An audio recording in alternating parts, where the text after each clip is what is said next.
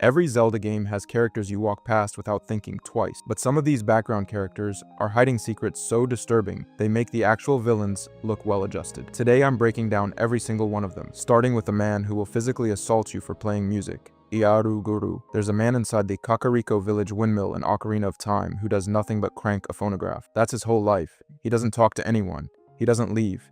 He just stands there, grinding that handle, listening to the same loop over and over again, like it's keeping him alive. But here's where it gets weird. If you play the Song of Storms near him, the windmill goes haywire and Guru loses it, genuinely enraged, because this exact thing already happened to him years ago when a kid played that song. That kid was you. You learned the song from him in the future, went back in time, and played it. A closed time loop of musical trauma. This man has been standing in the same windmill, cranking the same phonograph, stewing over the same incident for nearly a decade, and the person responsible hasn't even done it yet. The phonograph isn't a hobby, it's a coping mechanism, and you're the one who caused it, which is, not ideal. If a man choosing a machine over every living person in his village is the least disturbing thing here, wait until you meet the princess who collects bugs like they're her children. Ajitha. Ajitha is a princess. At least, she calls herself one. She lives in a tiny, self-proclaimed castle in Hyrule Castle Town, surrounded by terrariums, display cases, and dozens of meticulously organized insects. She talks to them like they're her closest companions. She hosts a grand ball for them, a ball for bugs, and nobody in Castle Town seems to notice or care. Here's the thing.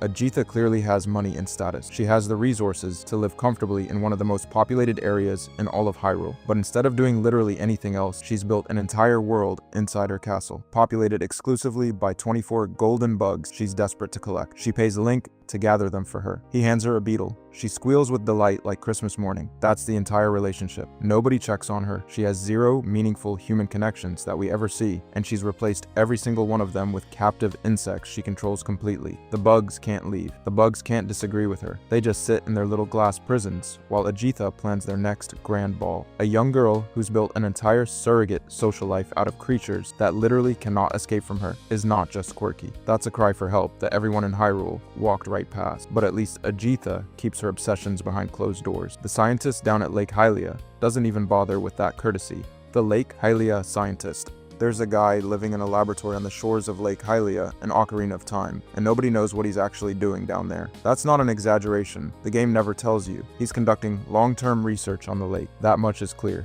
He's got the equipment, the isolated facility, the whole setup. But when it comes to what the research is actually for, nothing. Zero explanation. He just deflects and moves on like you asked him something unreasonable. Here's the thing. He clearly knows more than he's letting on. The guy demonstrates detailed knowledge of rare species and environmental phenomena around the lake, which means he's been studying this area for a long time. But his methodology isn't exactly sit back and take notes. He's actively experimenting on creatures native to Lake Hylia, treating living subjects like lab equipment rather than, living things, which is, not ideal. And that's what makes him genuinely unsettling. Hyrule apparently has zero scientific oversight, no ethics board, no review process, no concerned colleague popping in to ask why he's doing weird things to fish in a basement. Just one man, alone in a lakeside lab, running experiments nobody asked for on creatures that can't consent, with goals he refuses to share. He's the kind of guy whose filing cabinet you absolutely do not want to open, but at least his secrets are locked behind a laboratory door. The next character's secrets have been hiding in plain sight since 1986. The Old Man. Everyone loves this guy. He's the friendly face in the cave, the first helping hand you ever get in the original Legend of Zelda. He gives you a sword, says it's dangerous to go alone, and sends you on your way. Wholesome, right? Here's the thing. This man appears in caves scattered across the entire map of Hyrule, separated by mountains, forests, and enemy-infested wasteland. He knows exactly where Link will be, exactly what he'll need, and exactly when he'll need it. He doesn't ask questions. He doesn't explain how he got there. He just shows up, delivers cryptic prophecy, hands over equipment, and vanishes. That's not generosity. That's surveillance. Nobody in the game acknowledges who this man is. He has zero backstory, zero explanation, and zero reason to be helping a random kid with a death wish. Yet he demonstrates a level of omniscience that would make actual gods uncomfortable. He exists in multiple locations simultaneously and operates completely outside the rules every other character follows. The leading fan theories range from him being a divine manifestation sent by the goddesses to a time traveler to an alternate version of Link himself, but the implication is the same regardless. Something is pulling strings behind the scenes, making sure the hero follows a very specific path. Free will might be an illusion. Your entire adventure might just be a script someone already wrote, which is, not ideal. But if the Old Man's secret agenda creeps you out, Wait until you meet the guy who built an entire economy around death. Kilton. Kilton is everyone's favorite monster parts dealer, and nobody ever stops to think about what that actually means. This guy runs a traveling shop on the outskirts of Hylian civilization, selling weapons and armor crafted from monster corpses, and he does it all with the enthusiasm of a guy running a farmer's market stand, which is,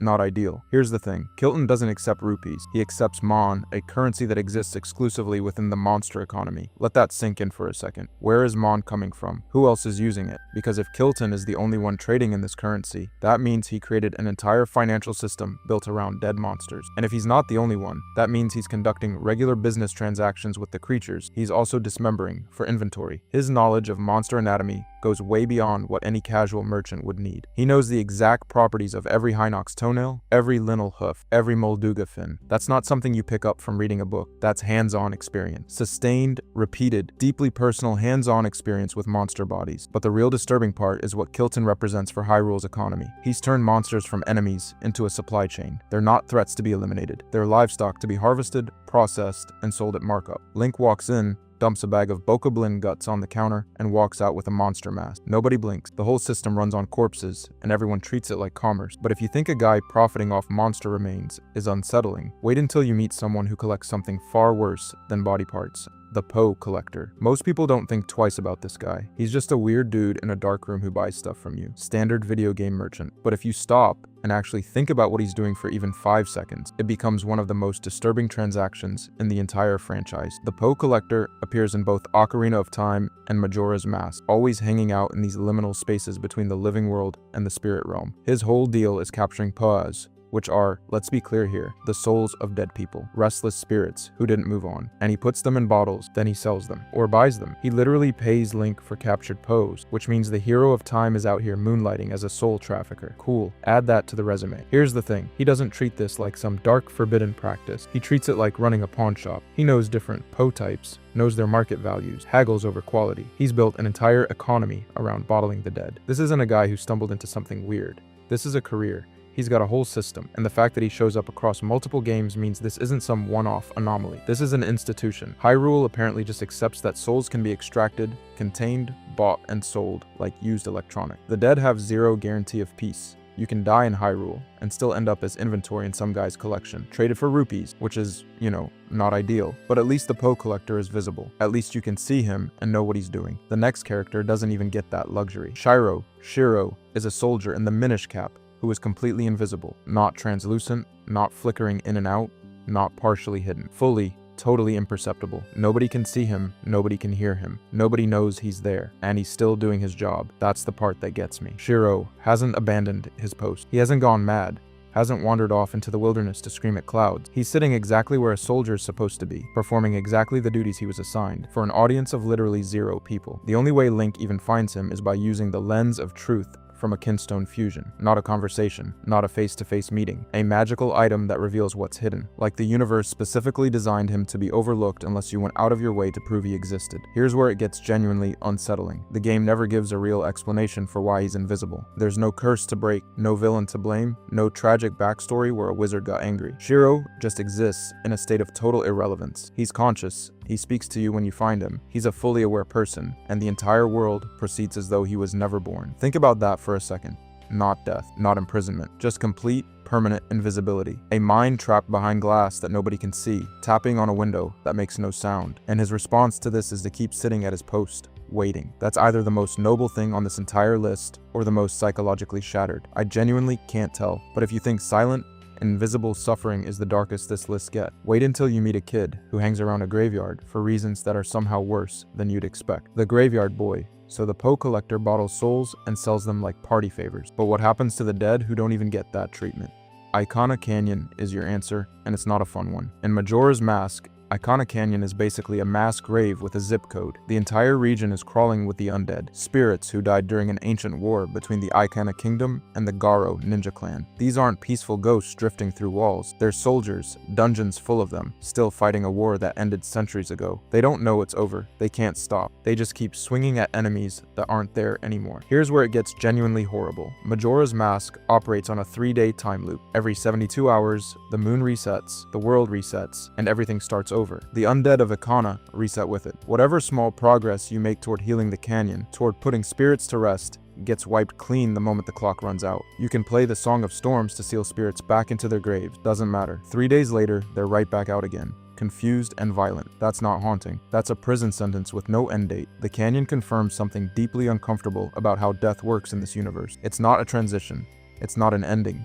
It's a holding pattern. You die, and your spirit gets stuck in an endless loop of the thing that killed you, fighting the same battles, guarding the same tombs, wandering the same dirt paths. No afterlife, no resolution, just repetition. An entire kingdom of the dead, trapped in a valley, reliving a war nobody won. The Poe Collector at least interacts with the dead. Ikana Canyon proves that some of them just get forgotten entirely. But if a forgotten army of ghosts sounds bleak, wait until you meet the thing living inside Majora's plumbing, the hand and the toilet.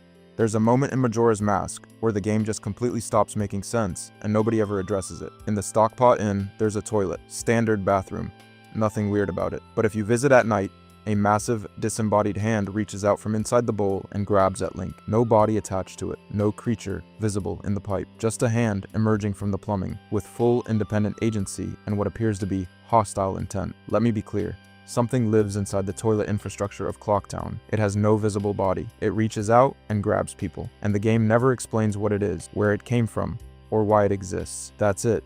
That's all you get. Most disturbing secrets in Zelda at least have lore attached. There's a curse, a backstory, a journal entry, something. The hand has zero context. No NPC mentions it.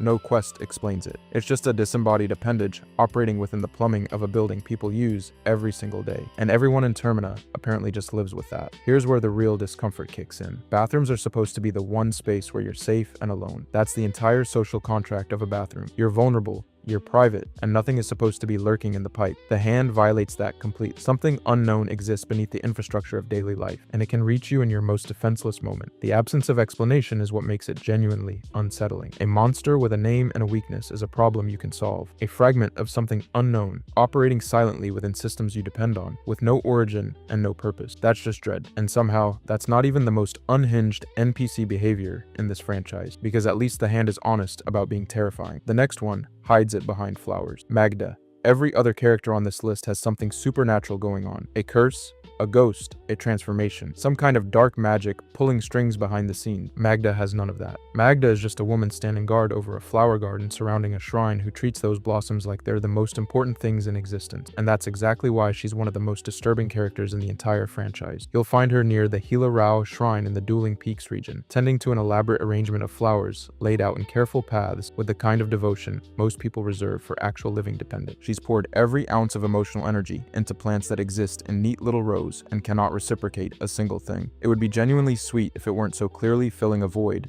that flowers cannot fill. Here's where it gets uncomfortable. Step on her flowers and the mask cracks instantly. First offense, she's concerned, gentle, almost apologetic about being upset. Second offense, the tone shifts. There's an edge now. Third time, she snaps completely. Full unhinged rage. She actually attacks Link, dealing damage as punishment for trampled petals. The escalation is the point. It reveals that Magda's entire emotional stability is held together by that garden. Remove them, damage them, and there's nothing underneath. No resilience, no coping mechanism, no support system. Just a woman whose entire psychological framework depends on plants that can't love her back. And nobody in Hyrule seems concerned. The shrine quest, Watch Out for the Flowers, treats her as an obstacle, not a person in crisis. No concerned neighbor sends Link to check on her. No healer offers treatment. The game itself has reduced her to a puzzle gimmick. Magda isn't haunted by anything. She's just profoundly, visibly alone, losing her mind in broad daylight while an entire kingdom walks past, which is, not ideal. But if human tragedy unsettles you, wait until you see what happened to Pamela's father, because that one starts human and ends as something far worse. Pamela's father.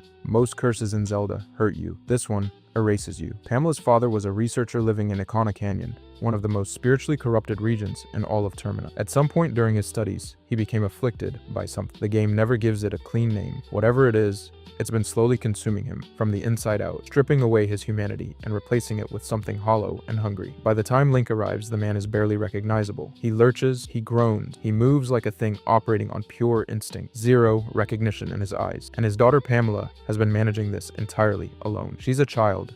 Let that sink in for a second. This little girl has been harvesting ice, maintaining specific environmental conditions inside their home, and essentially running a one-person containment protocol to slow her father's deterioration. She didn't learn this from anyone. Nobody taught her. She figured out through trial and error what keeps her father from getting worse, and she's been executing that routine day after day while the moon falls closer to the earth. Here's where it gets genuinely unbearable. There's an implication that her father retains some partial awareness of what's happening to him, a conscious mind trapped inside a body that's mutating beyond his control, watching his own humanity dissolve while his daughter fights to preserve whatever scraps remain. He might know who she is, he might not. Either answer is devastating. But the real horror isn't his transformation. It's Pamela's situation. She's not grieving a dead parent. She's maintaining a living one who is slowly becoming something else. Her father hasn't left. He's right there in the house. She can see him every single day. He just isn't him anymore. And she's replaced the relationship with a maintenance routine, because that's all she has left. A child alone in a world 3 days from ending, keeping a monster alive because it used to be her dad, which is, not ideal. But if you think that's the most heartbreaking parent-child story Majora's Mask has to offer, you haven't met the Deku Butler yet. The Deku Butler's son. Everything we've talked about today, every single character, has had something wrong with them. Corrupted bodies, stolen identities, commodified souls, shattered minds. But the Deku Butler's son has none of that. He's just dead. You find him in Majora's Mask, preserved inside a twisted tree in the cavern beneath Clocktown. A small Deku child, frozen in place, eyes hollow, mouth slightly open. He doesn't speak. He doesn't move. He doesn't do anything because he can't. He's a corpse, and his father knows it. The Deku Butler spends the entire game separated from his son's remains. When you race him through the Deku Shrine near Woodfall, he mentions that Link's Deku form reminds him of his son. That's it. That's all he gets. A reminder. Not a reunion. Not a resolution, just a sting of recognition in the face of a stranger wearing a shape that looks like his dead child. And after the race, the game's final cutscene shows him weeping at the base of that twisted tree. He found his way back. He always knew where the body was. He just couldn't reach it until it was too late for it to matter. Here's the thing. In a universe where masks can steal faces, where souls get bottled and sold, where the dead walk and talk and haunt toilets, you'd think death would be negotiable. You'd think a father's devotion would count for something, but it doesn't. The Deku Butler's son is the one loss in the Zelda universe that nobody reverses. No fairy, no song, no time loop fixes this. And that's what makes him the most disturbing character in the entire franchise. Not because of what was done to him, but because of what can't be undone. Every other character on this list had something taken from them. The Deku Butler's son takes something from his father every single day, just by existing. Silent, preserved, permanent. Some grief doesn't have a resolution, some doors don't open, and sometimes the most devastating thing a character can do is absolutely nothing at all. If you enjoyed this video and want to see more, click the video on the screen now.